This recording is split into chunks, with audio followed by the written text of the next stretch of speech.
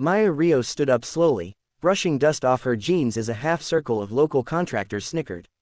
It was supposed to be her first day as the safety inspector on the city's biggest construction project. But to them, she was just a small woman who had wandered into their territory with a clipboard and calm eyes. The foreman, a barrel-chested man named Carter Briggs, crossed his arms. "I told you to stay out of the hazardous zone," he growled. "You don't listen, people get hurt." Maya's tone stayed even. "I was doing my job. Your rig operators are out of compliance." One of the men shoved her again, playfully but disrespectfully, forcing her a step back. "Maybe you should try doing your job somewhere else," he said. They laughed. She didn't. Because in her mind, she wasn't on a construction site. She was back in a dust-choked alley in Kandahar, radio crackling, blood on her vest, the echo of explosions rolling through the earth. She breathed once, deep, steady. She'd trained herself to never react on impulse. Not even now. "Gentlemen," she said quietly, "don't make this worse." They didn't hear her. Or maybe they didn't want to. To them, she was nobody, just another woman trying to give orders in a place where they believed she didn't belong. But that was about to change. 2 weeks earlier, Maya had returned home after 12 years of service as a Navy SEAL combat medic, one of the rare women who earned her place on a covert joint task force team. She'd survived missions that even seasoned operators whispered about, but re-entering civilian life, that was proving harder than anything she'd done in uniform. Her mother had begged her to take the safety inspector job. "It's peaceful," she said. "You need peace." Maya had smiled but said nothing. Peace wasn't something she found. It was something she had to fight for. A dangerous job in disguise. By her second week, Maya realized something was deeply wrong at the construction site. Equipment logs didn't match the deliveries. The crane operator worked 12-hour shifts on painkillers. Corners were being cut, safety was ignored, and every time she raised a concern, the men waved her off. "Relax, sweetheart, you're overthinking it. Let the guys handle the dangerous stuff." But Maya wasn't built to look away. One evening, she found Carter Briggs yelling at 2 younger workers, forcing them to operate a lift with a jammed hydraulic system.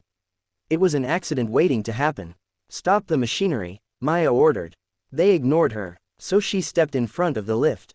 Everything froze. "What the hell are you doing?" Carter roared. "Preventing a fatality," she said.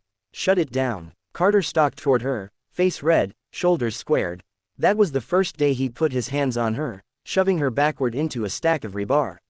She went down hard, but didn't react. Her silence only enraged them more. Rumors spread. Whispers followed her. The shoves became more frequent. The mockery louder. But she endured it, because she sensed something bigger was at play. The day everything changed. It was a Friday morning when it happened, the push that turned the whole world on its head.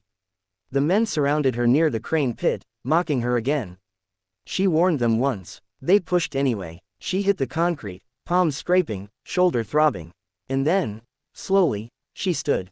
Not with anger, with certainty. "Carter," she said, her voice low, steady, unmistakably lethal, "you're going to evacuate your crew. Right now." He snorted. "You're not giving me orders." "Yes," she said, "I am." "What makes you think I'll listen?" Maya exhaled. For 12 years she'd kept her past sealed. She didn't ask for recognition. She didn't flaunt her service. She didn't need to. But these men were ignoring safety warnings she knew would lead to disaster. So for the first time, she told the truth. Because of led men through burning compounds in Afghanistan. Because of pulled soldiers out of collapsed buildings with my bare hands. Because of dismantled explosives under fire without blinking. Because I am a Navy SEAL. A combat veteran. And when I say evacuate, you evacuate. Or people die. Silence fell like a dropped anchor. The younger workers froze, eyes wide. Carter let out a harsh laugh, until the ground trembled.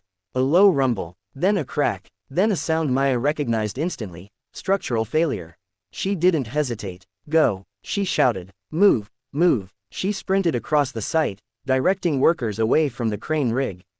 Metal groaned. Cables snapped. A 40-foot boom began to tilt, right toward 2 workers who were frozen in shock.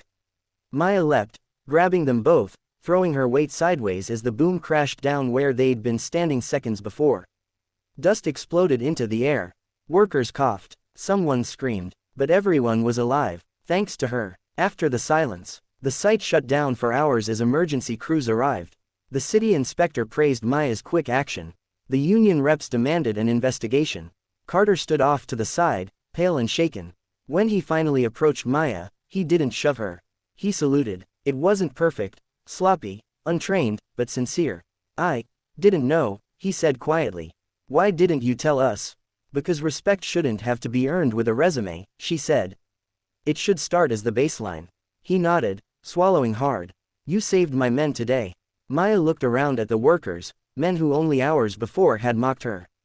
"They saved themselves," she said. "I just helped them listen." A new beginning. Monday morning, the men didn't laugh when she walked onto the site. They stood straighter. They watched her with new eyes, not out of fear, but respect. Carter approached her and handed her a brand new safety vest embroidered with her name. "No one touches you here," he said. "If they do, they answer to me." Maya smiled softly. For the first time in months, she felt something warm settle in her chest. Not pride, not vindication, belonging. She wasn't a SEAL because she was stronger than others. She was a SEAL because she never stopped fighting for people, even when those people didn't understand her. And now, she wasn't fighting alone.